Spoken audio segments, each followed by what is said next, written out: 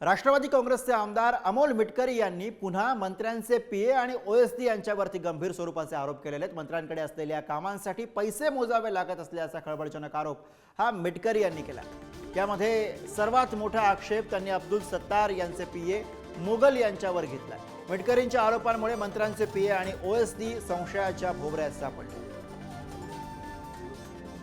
प्रत्यक्ष आम्हाला कधी काही कोणत्या मंत्र्यांनी म्हटलं नाही, मग ते राठोड साहेब असतील, अब्दुल सत्तारजी असतील किंवा तुमचे तानाजी सावंत साहेब असतील, या विभागाची कामं घेऊन मी जायचो। त्यावेळेस ओएसडींच्या हाताखालचे पीए वगैरे अप्रत्यक्षपणे आमच्या पीएला संपर्क करून मागणी करायचे। मी अमोल मिटकरी भेटल्यानंतर मी त्यांना विचारणार आहे की बाबा मग आरोप करायचा होता तर त्याच वेळी सांगायला पाहिजे होतं। गेल्या टर्म मधल्या मंत्रिमंडळातल्या एका मंत्र्याच्या ओएसडीवर आरोप त्यांनी केलेला आहे।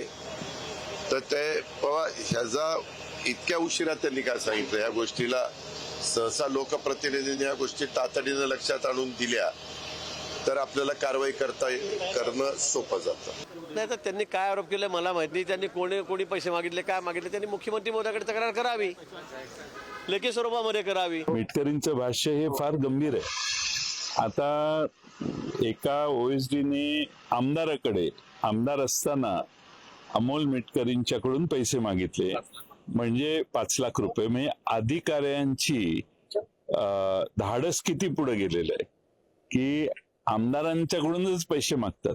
म्हणजे याचा अर्थ आमदार हे काम करणार आहेत आणि आमदाराला याच्यातून काहीतरी पैसे मिळणार आहेत, मग त्यातला मला वाटा मिळायला पाहिजे असा त्याचा अर्थ होतो। जरा लावा याच्यावर, जरा काम करा तुम्ही।